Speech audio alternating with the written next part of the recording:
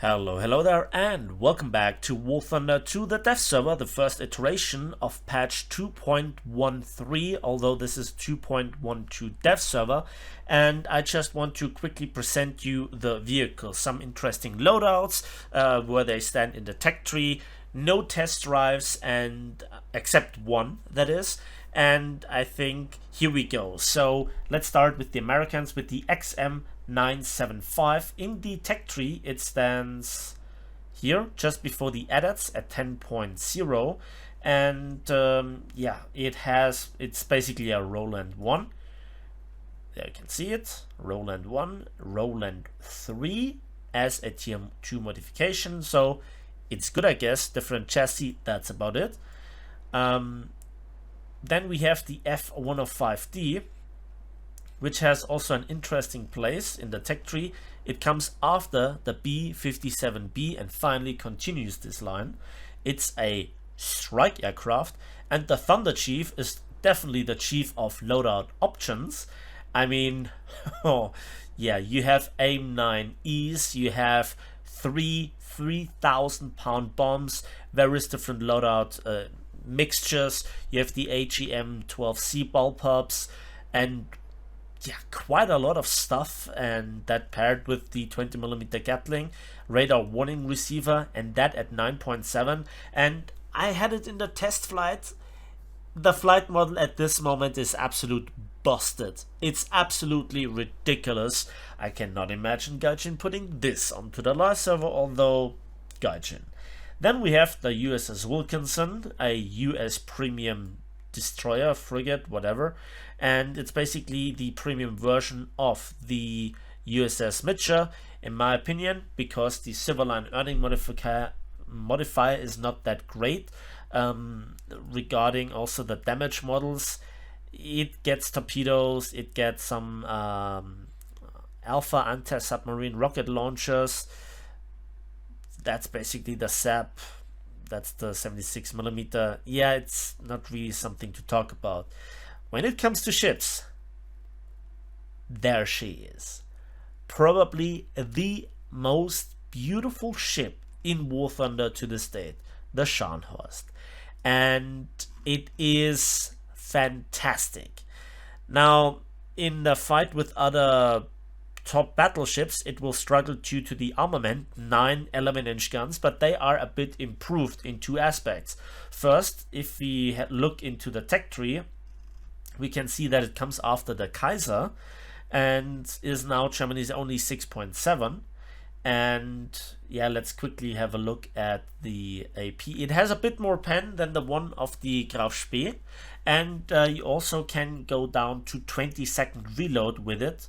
That's the SAP, and so you have 9 guns instead of 6. You have a quicker reload and you have a little bit more pen. And what's really good is that it's modern shells, so they have ballistic capping.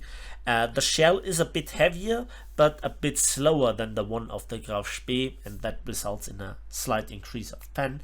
And at range at 10 kilometers, which is the benchmark for me, it's 330 millimeters, which is not too bad. And then we have to talk about the armor.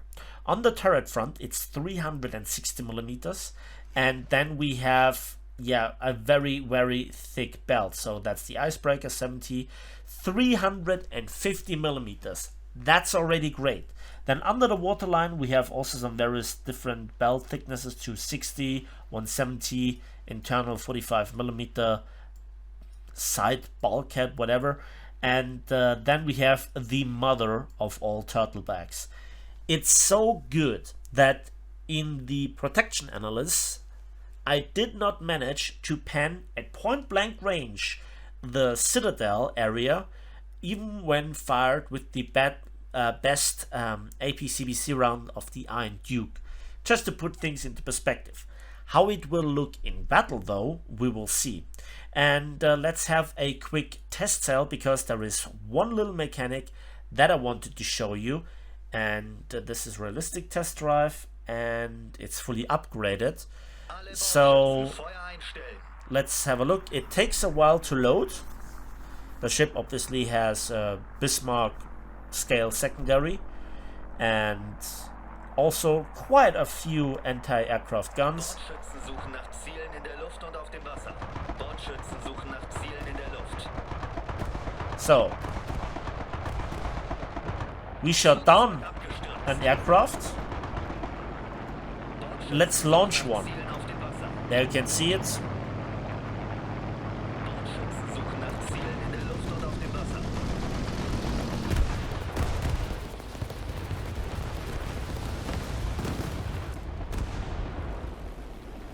It's basically the premium German event aircraft, if I'm not mistaken. One machine gun, two 20s and two 50-kilogram bombs, and you can switch the view as well. Bordschützen suchen nach Zielen in der Luft. One final thing, Bordschützen Feuer einstellen. that is AI control a la Gaijin. Let's fly to the moon. Sorry, but I know it's just a vehicle review video, but that little thing had to go in there. Okay, let's continue with Germany with the Floozy 1. It's a battle rating 2.7 and starts kind of a new line. It's pointless despite having good looking armament, an 88, a 37 and two Wirbelwinds, but it's not really that fast and it's a boat. Then we have in the tech tree also the DF 105, and it comes after the Jagdtiger, and there it is. It looks cursed, bro. It really looks cursed. Modifications, and we can see standard heat at 7.3 with 400 millimeter. So there is that, but we have an auto loader but no stab. Was there one more thing to say? No. So that's Germany. Let's go to the Soviets, and we get the 2S3M, and that is a big howitzer. So let's have a look into the tech tree where it stands. I actually forgot where it stands. Can you believe that? Where is it? 6.3, yeah. You have to look. That is quality YouTube, bro. After the Su-100, and it's marked as a tank destroyer. Let's have a look at the no. Clicking. Yeah, we have the HE shell. Then we have the heat, 250 millimeters. We have the BR450B with 166 millimeters of pen. Another HE improved with 62 millimeters, and also a high explosive variable time fuse, which seems to work very good versus ground targets behind cover. How good this will be, it has no laser rangefinder, it has NVD but no thermals. Only a coaxial machine gun, if I'm not mistaken, but it has a long reload of just over 13 seconds, if I'm not mistaken, fully upgraded. It's pretty fast. No, that's a ground arcade. There we go. Yeah, still decent though, almost 20 horsepower per ton. So I think it has no special aiming system or anything as far as I could tell. Then we go to the MiG-27K. So let's have a look into the tech tree there. And it should be right there. Yeah. So when we then look at the modifications, you can see that this has also quite a lot of variations of loadouts. We have stuff for bomb trucking, R60 Ms, 4 of them. We have the R13 M1s. We have here the laser guided bombs and so forth. So it's not really that unusual for some of the new Soviet stuff. But then we come to what I would call a moneymaker. The Su-22 M3 is a strike aircraft at 11.0, and it is the first squadron activity reward vehicle. It costs over 500,000 of activity points, if I'm not mistaken.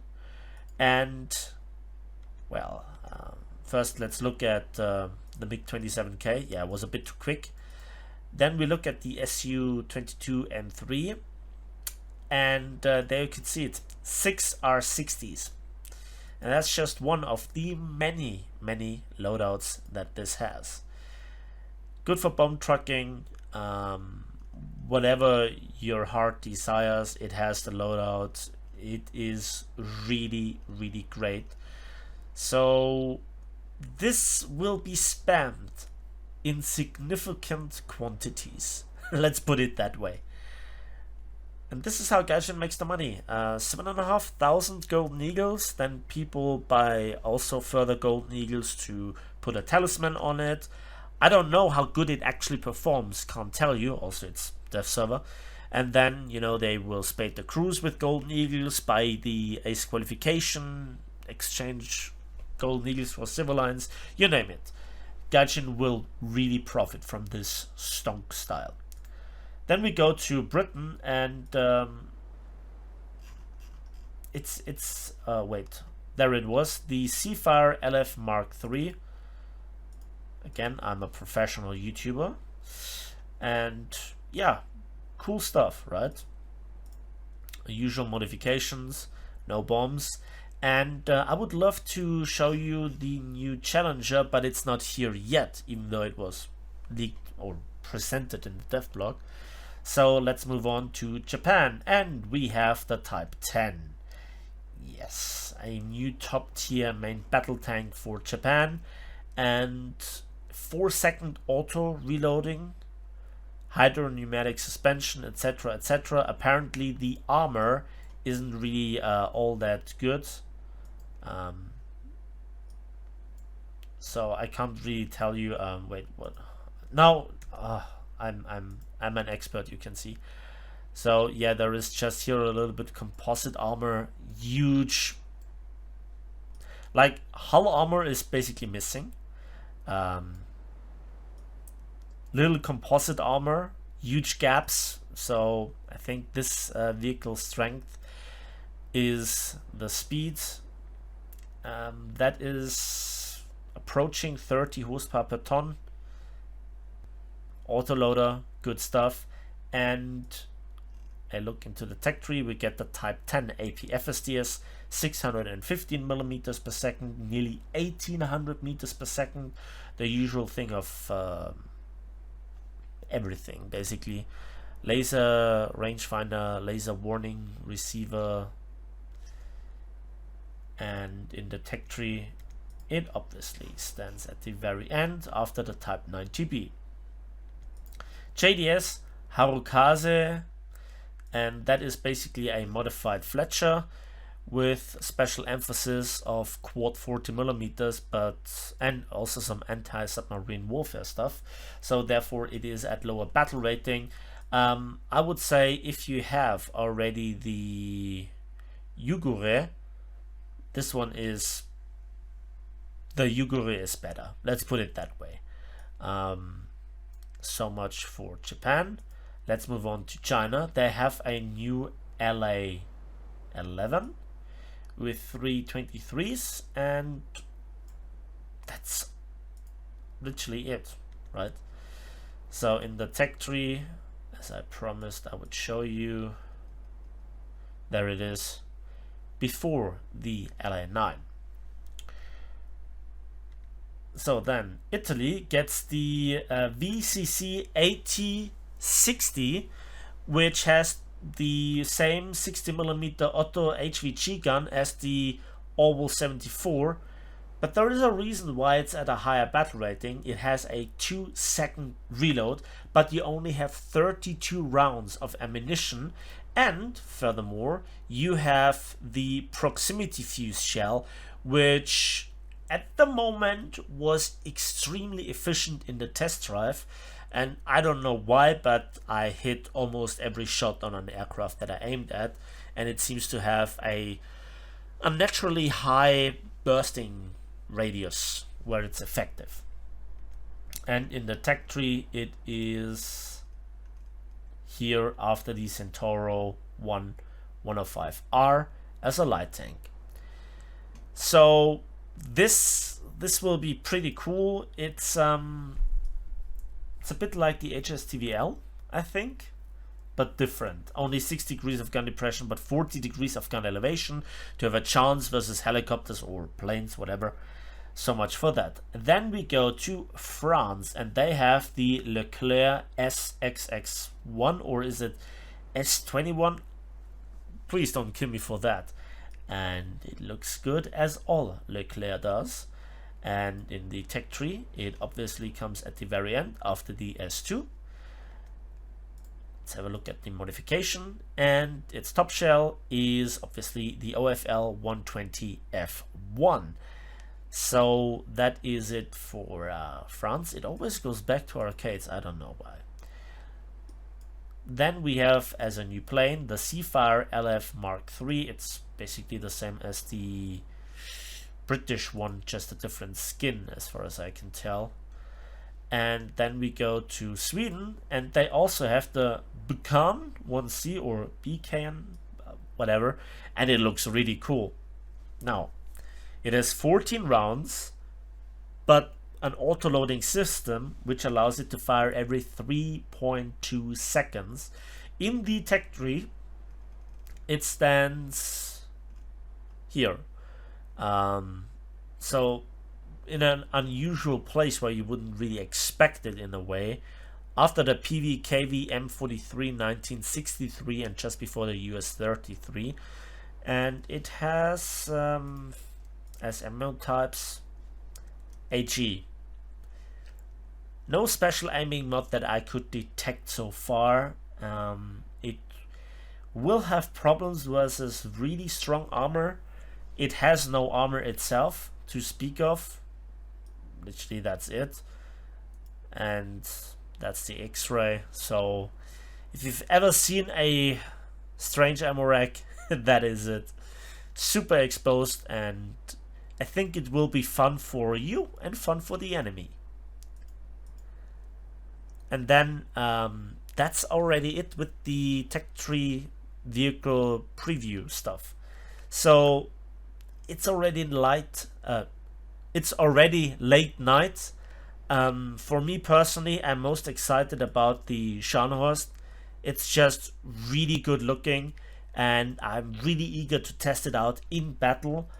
All the tanks, yeah, they're cool. All the planes, yeah, they're cool as well, but this is it. And I will show you the Israel Air Tech Tree soon, probably in another video. That's it for me today so far. I hope you enjoyed this quick preview. Interesting. Give me a like if you did. For you it's just a click. For me it means the world. Subscribe and hit the bell if you want to see more.